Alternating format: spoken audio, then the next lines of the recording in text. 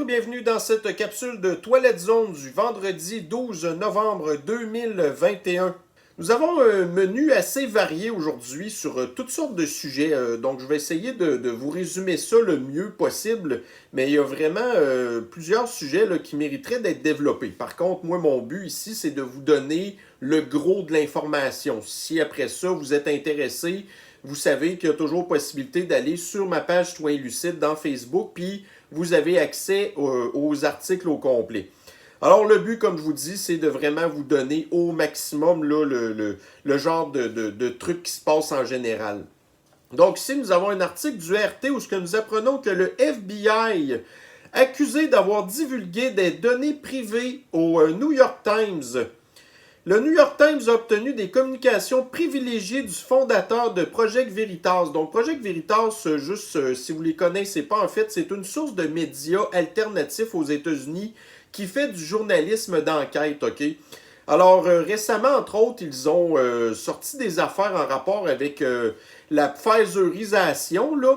Donc, ils avaient appris toutes sortes d'affaires en rapport avec la thérapie-génisation qui était loin de dorer l'image de la compagnie Pfizer et de la thérapie-génisation en général. Donc, James O'Keefe, qui est le propriétaire de Project Veritas, faisant soupçonner qu'une source du FBI aurait pu divulguer les données confidentielles du journal obtenu lors de récents raids. Des agents du FBI ont perquisitionné le domicile du fondateur de Project Veritas, James O'Keefe, samedi dernier dans le cadre d'une enquête sur l'acquisition d'un journal prétendument écrit par la fille du président Robinette Biden. Jeudi, moins d'une semaine après le raid, le New York Times a publié un article affirmant avoir obtenu des documents internes de l'avocat de Project Veritas. L'article a suscité l'indignation des conservateurs qui ont accusé le FBI d'avoir divulgué des communications privées de l'organisation au journal. C'est un scandale, a tweeté l'avocat et coéditeur de Human Events Will Chamberlain, qui a demandé que le co-auteur de l'article Adam Goldman, soit cité à comparaître demain et contraint de révéler sa source criminelle.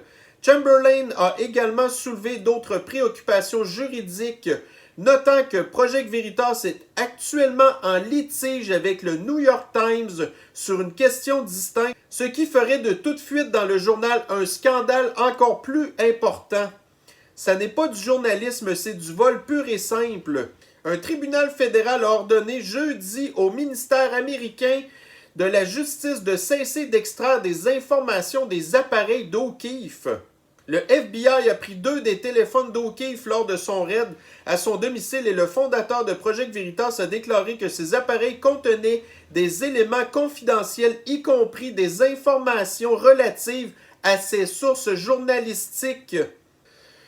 Donc, voyez-vous, c'est une grosse affaire qui fait beaucoup jaser dans le milieu médiatique aux États-Unis présentement. Là, par contre, voyez-vous, c'est que si effectivement le FBI, donc voyez-vous, on a parlé qu'ils avaient été fouillés dans les affaires de Project Veritas, apparemment pour aller trouver un pseudo journal intime, en fait, de la fille de Robinette Biden, comme par hasard, parce qu'on sait très bien que, en fait, le FBI, c'est à la solde des démocrates, OK?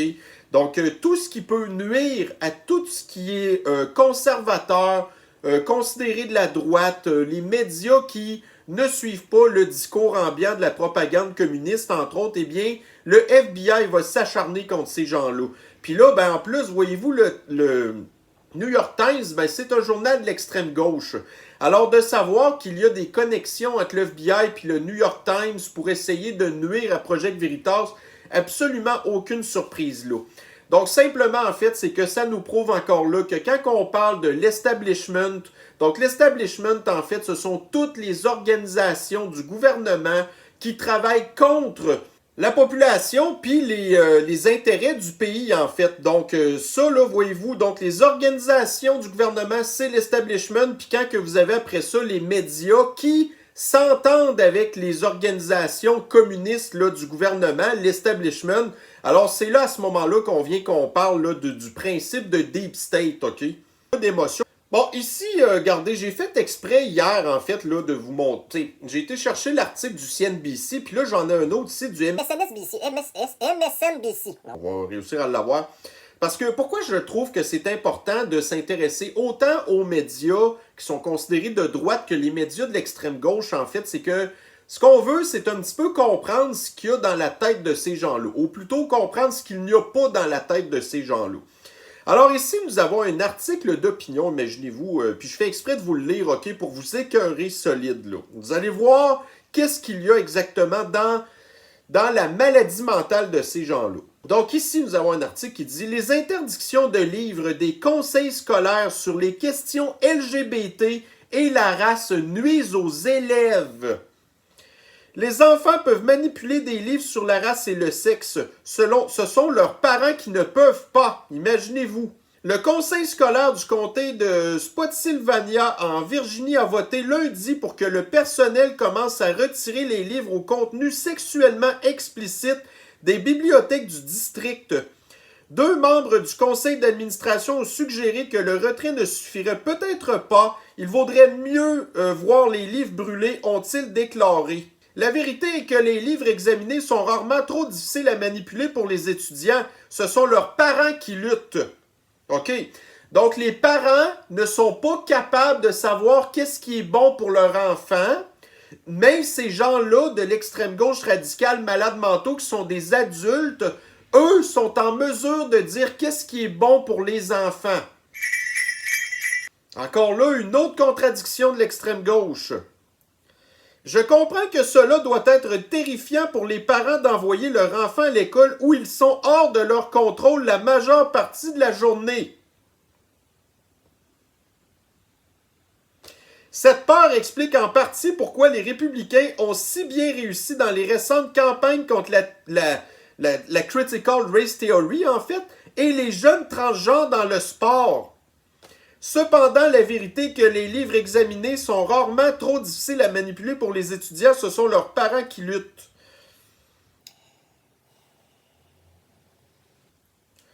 Aïe aïe. Aïe aïe. Déjà là, écoutez bien cette phrase-là, ok? Ça là, c'est encore un non-sens. Ce qui est souvent perdu dans cette discussion, cependant, c'est que bon nombre des livres décriés sont là pour que les élèves du secondaire les lisent et les digèrent. Les tentatives de ses parents pour bloquer l'accès à ces œuvres sont aussi contraignantes qu'insultantes pour les adolescents qu'ils sont censés protéger. Ben, c'est exactement ça qu'on fait. On les protège contre vous puis vos maladies mentales.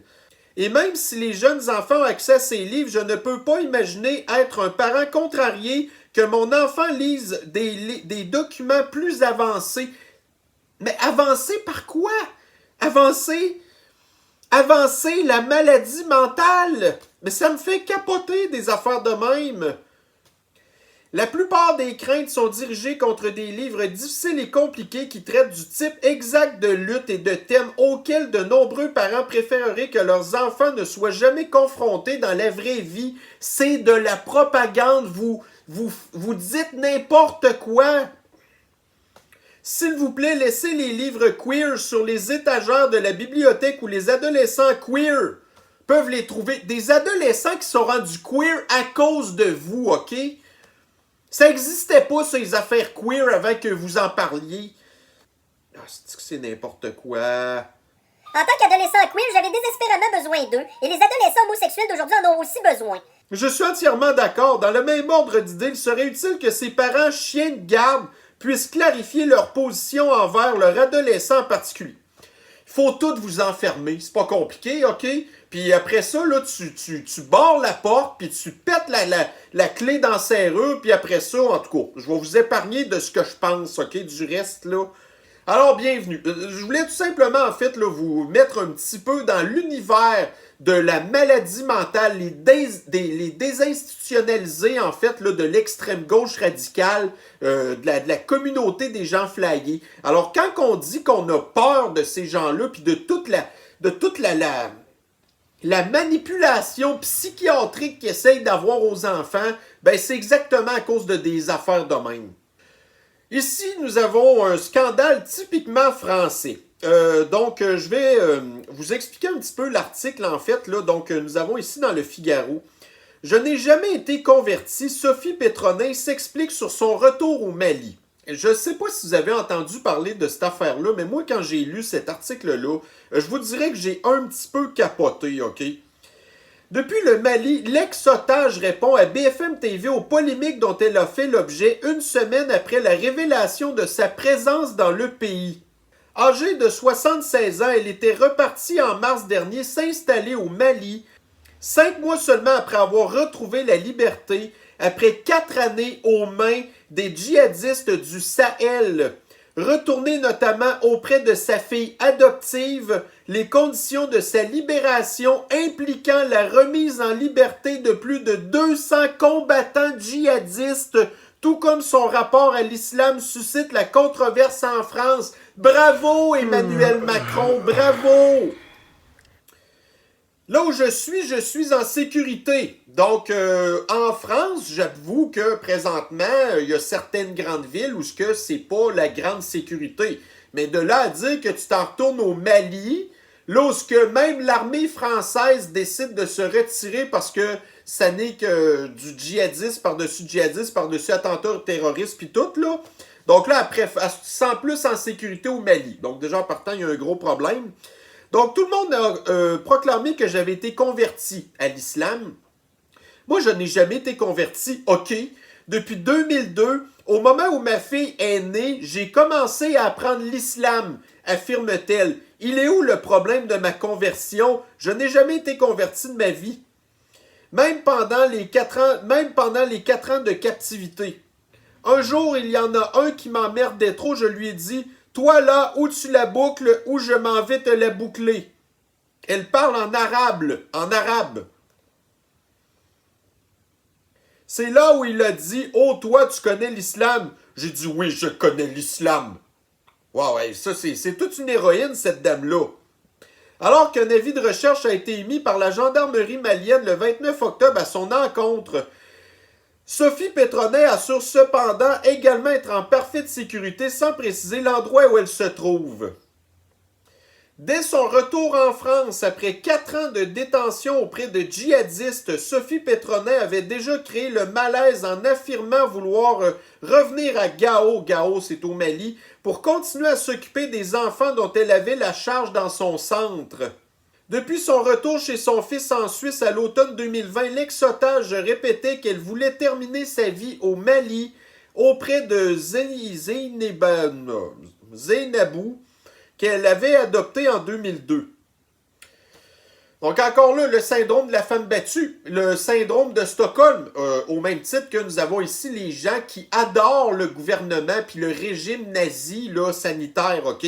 Donc, cette dame-là, c'est la même affaire. Par contre, il y aurait à se poser la question au départ, pourquoi est-ce qu'elle a été libérée? Donc, si elle était si bien que ça, de quoi est-ce que Emmanuel Macron s'est mêlé pour libérer cette femme-là en échange en plus de 200 combattants djihadistes? Mais encore là, ça n'est pas la première fois que la France se mêle de des affaires et qui fout le bordel plus qu'autre chose. Là. Les Français sont vraiment, vraiment excellents là-dedans. J'ai beaucoup de respect pour l'histoire française, mais je vais dire que la France, là, s'il y en a qui ont... Si on dit que les Américains ont vraiment fait de la marde souvent, ben les Français, m'a dit qu'ils sont pas à laisser pour compte non plus.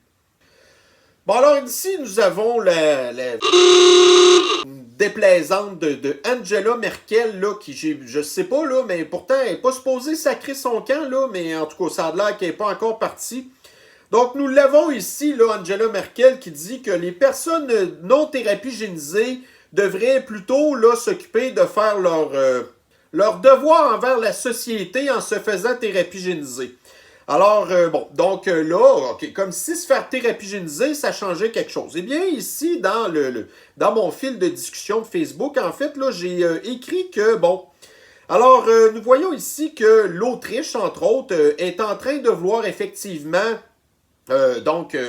juiviser, là, je vais dire ça de même, en fait, là, donc de vouloir harceler, en fait, les personnes non thérapigénisées en les mettant en confinement, puis en les mettant à part de la société. Mais encore là, ça, il n'y a absolument rien de nazi là-dedans, absolument pas du tout. Donc, bon, OK. Fait que ça, donc on voit, en Allemagne, ils veulent faire ça. En Autriche, ils veulent faire ça. Bon, OK. Alors, nous avons ici un article du Yahoo News qui nous dit pourquoi est-ce que les cas de sniffles sont en grosse et forte augmentation dans les endroits où il y a des très hauts taux de thérapigénisation. C'est parce qu'elle ne fonctionne pas, votre thérapigénisation. Et pire que ça, donc, la thérapigénisation ne fonctionne pas. Et d'un autre côté, écoutez bien ça. Donc là, OK, nous ici, là, on sait au Québec, là, il y a eu l'histoire des couleurs. Donc c'était comme ça qu'on déterminait les normes de fascisme sanitaire. Ben, en Allemagne, eux, ils appellent ça 1G, 2G, 3G. Donc là, donc évidemment, plus que G, plus que les mesures sont sévères. Donc là, actuellement, ils sont dans le 2G. Alors, qu'est-ce que ça dit en fait? C'est que dans le 2G, donc depuis septembre, ils sont dans le 2G. Donc là, on est rendu 2 mois plus tard, OK, que les normes de 2G sont en vigueur. Donc, qu'est-ce que ça confirme, en fait, les 2G? Ça dit que toutes les personnes qui sont non thérapigénisées ne peuvent pas aller dans les restaurants, ils ne peuvent pas aller dans les bars, ils ne peuvent pas aller dans la plupart des endroits publics. Donc, voyez-vous, malgré les normes de fascisme sanitaire, puis que la population qui est non thérapigénisée, qui est mise à part de la société, ben les cas de sniffles augmentent pareil, OK? Puis vous avez d'un autre côté l'espèce de vieille folle, la vieille crise de Angela Merkel qui dit « Ben là, les thérapigénisés, les non-thérapigénisés, c'est à cause de vous que tout se passe. » Fait que voyez-vous, là, la folie, puis le nazisme, là, c'est rendu partout, partout dans l'Occident, OK? Puis, en tout cas, voyez-vous, en plus, là, les données, les preuves scientifiques nous prouvent qu'ils ont tort, puis que la seule chose qui nous donne raison, c'est que tout ce qu'ils veulent, c'est de contrôler la fucking population. C'est juste ça qu'ils veulent. Donc, on apprend ici dans un article du Finance Yahoo que l'action de Moderna est en train de baisser, OK? Alors, c'est sûr que suite aux annonces récentes disant que c'était pas recommandé de moderniser les gens d'en bas de 30 ans, que c'était pas non plus là une bonne affaire de moderniser avec une 3e dose les personnes qui ont déjà été modernisées 2 fois, que c'est pas une bonne idée non plus de moderniser les enfants avec Moderna, ben là, voyez-vous, c'est sûr que le potentiel de vente de Moderna, il commence à diminuer pas mal. Donc là, à ce moment-là, on voit effectivement que l'action est en train de baisser. Par contre, je vais vous montrer ici un petit graphique qui vous montre exactement qu'est-ce que c'est Moderna.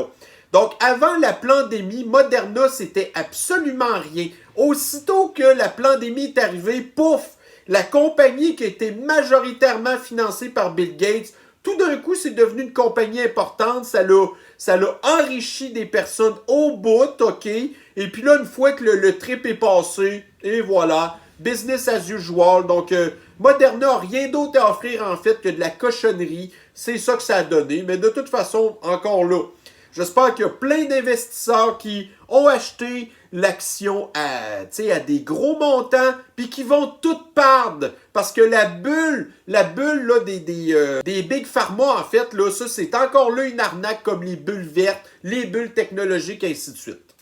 Alors, si on parle un petit peu de géopolitique, je vous ai beaucoup parlé de l'histoire de la Pologne, la Biélorussie, vous savez déjà un peu pour l'Ukraine, la Russie, et ainsi de suite. Donc, ça va pas vraiment très bien en Europe centrale présentement. Alors, nous avons ici dans le Daily Mail, la Maison-Blanche avertit l'Europe de se préparer pour une invasion russe en Ukraine. Donc, c'est ça. Fait que, voyez-vous, là, la pandémie, là, ça devrait être très, très loin dans la priorité, OK? Donc, là, vous avez ici des sociétés puis des cultures différentes qui sont pas capables de s'entendre puis qui vont toujours être en conflit sur tout. Fait que c'est pour ça, entre autres, quand je vous dis que je n'y crois absolument pas au gouvernement mondialiste, OK? Ben, on en a une preuve ici, OK? Même les pays de l'Union européenne s'entendent même pas entre eux. T'sais, vous avez la Pologne, entre autres, qui ne s'entend pas du tout avec l'Union européenne, OK? Fait que, ça va être impossible d'avoir un gouvernement mondialiste. Les idéologies mondialistes, oui, ça, il peut y en avoir. Mais de dire que une seule personne va, ou un seul État, une seule organisation va décider pour tout, oublier ça, c'est impossible, OK? Alors là, ici, on a donc un potentiel conflit entre l'Ukraine qui est des alliés des Occidentaux, de l'Union européenne, des États-Unis. Même à un moment donné, ils ont voulu les rentrer dans le traité de l'OTAN. Là, ça n'a pas été fait, là, mais... puis l'Ukraine, je me souviens pas, ça fait-tu partie de l'Union européenne, ça? En tout cas, tu sais, voyez-vous, fait que si jamais les Russes attaquent l'Ukraine, c'est comment que les autres vont réagir? Hein? Pensez-vous qu'ils vont se tourner les pouces? Peut-être qu'ils vont rien faire aussi, on ne sait pas. Mais s'ils décident de rentrer là-dedans, ben là, ça va être le premier conflit directement avec la Russie depuis la Deuxième Guerre mondiale et ou peut-être même la guerre froide. Bon, ici, on change de sujet complètement. On va aborder un petit peu la sniffles chez nous. Donc, passeport de... En fait, PCSA, passeport de contrôle social absolu. Un avocat et restaurateur de la Beauce échoue devant les tribunaux. Et voilà, une autre défaite pour nous. Alors, selon la personne qui a fait la plainte, là, selon lui, il s'agit d'une mesure déraisonnable qui porte atteinte aux libertés fondamentales. Il évoquait notamment le respect de son droit à l'égalité, à la liberté de religion, à la vie privée, à la liberté de circulation, à la liberté d'association et de rassemblement pacifique. Dans une décision de 32 pages rendue le 10 novembre 2021, la juge Nancy Bonsin de la Cour supérieure a finalement rejeté ses arguments. Le tribunal compatit à la déception et la frustration qui peuvent être ressenties par une personne qui se voit refuser l'accès à une activité sociale. Cependant, le fait de ne pas pouvoir accéder aux lieux visés par les décrets contestés pendant l'instance n'est pas un préjudice sérieux ou irréparable, mais tout au plus une déception, un inconvénient ou un désagrément. Peut-on lire, et voilà. Donc, voyez-vous, les juges, là, c'est exactement ce que je pense d'eux. C'est clairement une mésadaptée sociale privilégiée qui a vécu toute sa vie dans un cocon doré puis qui n'a absolument aucune idée de comment est-ce que le reste de la population pense, OK? Plus inquiétant toutefois, elle a probablement échoué tous ses cours d'histoire et de psychologie. Alors, quand on parle de régime nazi, puis de qu'est-ce que les nazis ont fait vivre aux Juifs, OK? Puis c'est exactement ça que le régime nazitaire sanitaire est en train de vouloir faire avec nous, OK? Puis la psychologie aussi, de comprendre comment est-ce que ça peut être assez traumatisant de se faire dire qu'on n'a pas le droit d'aller où on veut pour une patente qui n'existe plus, là. En tout cas, mais ça, voyez-vous, regardez, c'est ça les juges. Quand je vous parlais de l'establishment tantôt, ben le système de l'injustice en fait partie aussi. Bon, ici, là, vous avez l'anti-science, OK? Donc, ici, Radio-Canada, des chercheurs veulent connaître l'impact environnemental du télétravail. C'est pas compliqué. Les gens travaillent de chez eux. Ils se promènent moins dans le chemin. Fait qu'il y a moins d'émissions de gaz à effet de serre. C'est pas compliqué, là. Vous n'avez pas besoin de chercher de midi à 14h pour comprendre une affaire simple de même. Mais les anti-scientifiques qui... Je suis vraiment tanné de nager dans la maladie mentale, OK? Mais les anti-scientifiques, là, ben, s'ils font partie des malades mentaux, écoutez, je vous le dis, je pense qu'un très fort pourcentage de la population souffre de maladies mentales, OK? Alors là, je vais vous lire un petit bout de l'article, là, juste pour vous montrer jusqu'à quel point que ce qu'ils font, ces gens-là, c'est n'importe quoi. Fait que, dites-vous, là, que regardez, les études qu'ils ont faites sur la pseudo-efficacité de la thérapigénisation, c'est le même genre de chercheurs, OK? Puis quand que vous avez aussi là, les gens qui font des études sur la verdophilie, ben c'est exactement le même genre de chercheurs aussi. Alors, je vais juste vous montrer un petit peu c'est quoi le genre de critères qu'ils vont se baser pour déterminer que c'est quoi les impacts environnementaux du télétravail. En collaboration avec Polytechnique Montréal, l'équipe de recherche va quantifier par modélisation les émissions de CO2 générées par les membres de la communauté de l'INRS lorsqu'ils se déplacent entre leur domicile et leur lieu de travail.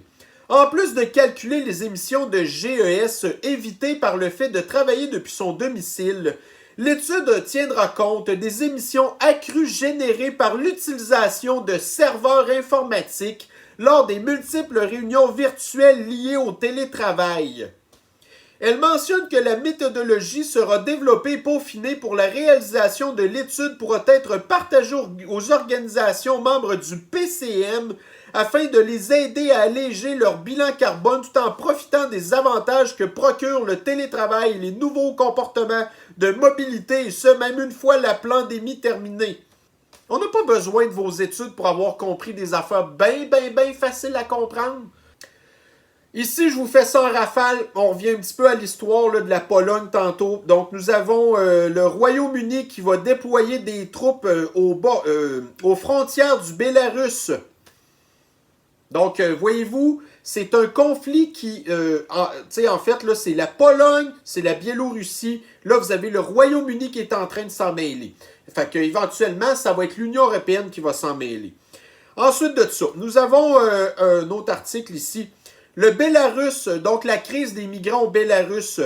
La Pologne blâme la Russie d'aider la Bélarus, en fait, là, dans l'histoire des migrants. Bon, encore une autre affaire. Le Bélarus menace de couper l'approvisionnement de gaz à l'Union européenne si l'Union européenne impose des sanctions au Bélarus. Bon, une autre affaire qui va bien. Là, ça vous ramène un petit peu là à... en fait, l'article... Oh non, c'est vrai, ça c'est un autre patente. Donc, la Russie nie être impliquée dans l'histoire du Bélarus et de la Pologne. Bon, alors encore là, qui croire? Est-ce qu'on croit la Russie? On croit-tu la Pologne? On croit-tu la Biélorussie? On croit-tu l'Union européenne? Ce qu'on ne sait pas, c'est que la chicane... Ce qu'on sait, en tout cas, c'est que la chicane est pognée. Donc, la tension monte entre la Russie et l'OTAN en rapport avec la crise de la Pologne et du Bélarus. L'Ukraine envoie 8500 militaires à sa frontière avec la Biélorussie. Donc là, on est rendu avec la Pologne, la Biélorussie, on est rendu avec l'Ukraine, on est rendu avec le Royaume-Uni, vous avez la Russie qui est mêlée là-dedans. Puis là, en plus, je vous avais parlé de l'histoire de la République tchèque là, en rapport avec une mine de charbon qui a entre la Pologne puis la République tchèque, puis tout. Et ça va pas bien du tout, hein? Crise migratoire, la Biélorussie prête à riposter sévèrement à toute attaque. Puis d'un autre côté, un article que je vous avais parlé tantôt, le Kremlin, donc la Russie, répond à des accusations comme quoi que la Russie s'apprêterait à invader en fait l'Ukraine. Bon, là, il dénie ça. Et puis là, l'autre bord, ben, c'est ça, vous aviez là dans le RT les États-Unis qui avertissent l'Union européenne que la Russie pourrait envahir l'Ukraine. Donc, voyez-vous, là, ça va vraiment super mal en Europe centrale. Mais on nous parle encore de la pandémie de sniffles, puis que c'est important de porter une guenille puis de se faire thérapie-géniser pour une cochonnerie. Waouh, ouais. En tout cas, moi, je vous dirais que cette histoire-là, ça m'inquiète pas mal plus. Un autre fiasco ici du gouvernement du Québec. Radio-Canada, défaut, risque de blessure, les trains du REM ne sont pas au niveau attendu. Des correctifs sont nécessaires sur des dizaines de voitures fabriquées en Inde afin de garantir la sécurité. Les premières voitures du REM livrées au Québec en provenance de l'Inde présentent des défauts et des enjeux de qualité évidents, faisant craindre un risque potentiel de blessure pour les passagers. De l'habillage à la finition en passant par l'assemblage et le câblage électrique des voitures, le PDG Jean-Marc Arbeau déplore dans le document daté du 7 septembre un manquement aux principes et aux bonnes pratiques de fabrication des trains. Le produit livré n'est tout simplement pas au niveau attendu. Les succès du transport en commun au Québec. Et un dernier article pour nous expliquer pourquoi, entre autres, que notre société en est rendue ce qu'elle est là présentement. Donc, nous avons les futurs professeurs universitaires faibles en français. Bon, alors imaginez-vous, s'ils ne sont pas capables d'écrire en français, qu'est-ce qui nous garantit qu'ils savent de quoi qu'ils parlent quand ils enseignent aux enfants à l'université? Alors moi, je pense que s'ils ne sont pas bons en français, ils sont probablement pas bons dans le reste. Par contre, quand ça vient le temps, par exemple, de faire de la propagande de l'extrême gauche et de bourrer le crâne des étudiants avec des patentes de non-sens, comme je vous ai parlé un petit peu dans l'histoire de l'article tantôt, avec les livres de la Critical Race Theory, puis de la communauté flyée, parce que c'est ce genre d'affaires-là aussi, entre autres, qu'ils enseignent aux étudiants à l'université, hein? En tout cas. Donc, mes chers citoyens lucides, eh bien, ça met fin à cette très, très longue capsule de Toilette Zone aujourd'hui. Donc là, écoutez, je capote parce que là, j'ai 40 minutes dans la vidéo que je vous parle, puis j'en ai un autre qui avait duré une trentaine de minutes. Je vais avoir beaucoup, beaucoup de ménage à faire dans mon montage. Alors, je vais sélectionner, en fait, là, les articles que je vous garde. Donc, dites-vous, quand vous allez voir la vidéo, c'est que je vais vous avoir gardé les affaires que je considère vraiment les plus importantes à savoir, parce qu'il y avait beaucoup de nouvelles, puis je pense que des affaires graves qui se passent présentement. Donc, sur ce, je vais vous souhaiter une excellente fin de semaine et on se reprend la semaine prochaine pour de futures capsules de Toilette Zone. En attendant, on prend tout le gros paquet de mauvaises nouvelles d'aujourd'hui, on envoie ça dans la toilette.